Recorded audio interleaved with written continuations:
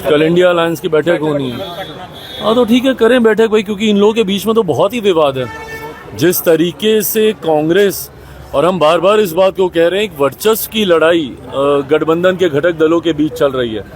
राजद जिस तरीके से अपने आप को एसर्ट करने का प्रयास कर रही है, अपने चेहरे को आगे करने का प्रयास कर रही है, उसी तरीके से कांग्रेस भी अब ना सीटों को लेकर कोई समझौता करने के मूड में दिख रही है और ना ही सीएम फेस में अपने आप को रेस से बाहर करना चाह रही है।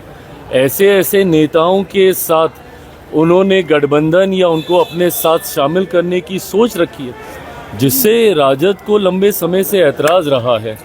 जिस तरीके से पप्पू यादव जी भी इनके अधिवेशन गए, वहाँ पर बातचीत, तो ये तमाम चीज़ें दर्शा रहा है कि कहीं ना कहीं सब कुछ ठीक तो नहीं है।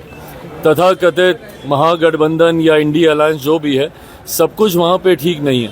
तो ऐसे में कल अगर इनकी बैठक होगी, मुझे लगता है आपस के विवाद को ही ये लोग सुलझा ले, वही बहुत बड़ी बात होगी। But having said it all, मैं बार बार इस बात को कहता हूँ कि कितनी भी मेहनत कर लें, कितना भी प्रयास कर लें, जिस तरीके से एनडीए अलायंस आज की तारीख में मजबूती से आगे बढ़ रहा है, जिस तरीके से एकजुटता हम लोगों के गठबंधन के पांचों दलों के बीच में है, और ये अपने में एक स्ट्रॉन्ग विनिंग अलायंस है। जिस तरीके से हमारे देश के प्रधानमंत्री बार बार बिहार आने का वो काम कर रहे हैं, लोकसभा के दौरान किए गए अपने वादों को पूरा करने का काम कर रहे हैं। आदरणीय गृह मंत्री जी जब आते हैं, उस वक्त हम लोग एनडीए के पांचों दल एक साथ बैठते हैं। तो जहां एक तरफ हमारी ताकत एक बड़ी जीत की ओर हम लोगों को अग्रसर कर रही है, तो वहीं दूसरी तरफ बिखरा हुआ विपक्ष स्वयं अपने आप को तबाह करेगा। ये आने वाले परिणामों में देखने को मिलेगा।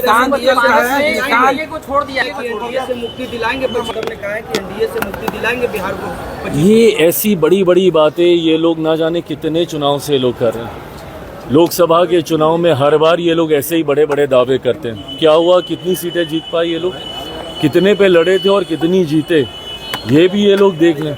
तो ऐसे में बातें करने से नहीं होगा। है क्या आपके पास जनता के बीच लेके जाने के लिए? 90 का वो दशक जहाँ पे अपराध और भ्रष्टाचार चरम सीमा पे था, क्या है आपकी बिहार को लेकर सोच, बताए ना। जिस दल के पास सोच नहीं, जिस गठबंधन के पास कोई विजन नहीं, बिहार को कैसे आप विकसित बनाएंगे? आप ही की वजह से बिहार आज बर्बादी की कगार पर आकर खड़ा हुआ है। ऐसे में जनता आपके ऊपर क्यों विश्वास करेगी? और जनता आपके ऊपर विश्वास नहीं करती, इसीलिए बार बार आपका गठबंधन राष्ट्रीय स्तर से लेके अलग अलग राज्यों में हार का उनको सामना करना पड़ता है। आप बता दीजिए, महाराष्ट्र में किस तरीके से इन लोगों का गठबंधन हारा, हरियाणा में किस तरीके से, दिल्ली में जिस तरीके से इन लोगों की हार हुई। विपक्ष आज की तारीख में कम से कम जनता के बीच अपना विश्वास पूरी तरीके से खो चुका है। ये लोग अलग अलग विषयों को लेकर मुद्दा बनाते हैं, वक्त को लेकर दुनिया भर का ये लोग आंदोलन करने का काम करते हैं। जब ये विषय आता है, क्यों नहीं इनके कोई बड़ा नेता जाके सदन में बोलता है? जब ये वक्त की जब बात चल रही थी, राहुल गांधी जी, प्रियंका गांधी जी, इन लोगों ने तो बोलना तक जरूरी नहीं समझा। जितने विपक्ष के बड़े नेता हैं, ऐसे समय में वो लोग खामोश हो जाते हैं। और तो और एलओपी होने के बावजूद राहुल जी मौजूद भी नहीं थे मोस्ट ऑफ द टाइम जब वहाँ पे डिस्कशन हो रहा था। तो ऐसे में आपके पास कोई विषय नहीं है, आप लोगों के पास कोई नीति नहीं है, कोई विजन नहीं है, तो जनता क्यों आपके ऊपर विश्वास करेगी? तो सिर्फ कहने से कि एनडीए की समाप्ति हम लोग करेंगे, नहीं होने वाला। एनडीए पूरी मजबूती से बिहार विधानसभा चुनाव परिणामों के बाद एक ऐतिहासिक जीत के साथ हम लोग सरकार बनाएंगे।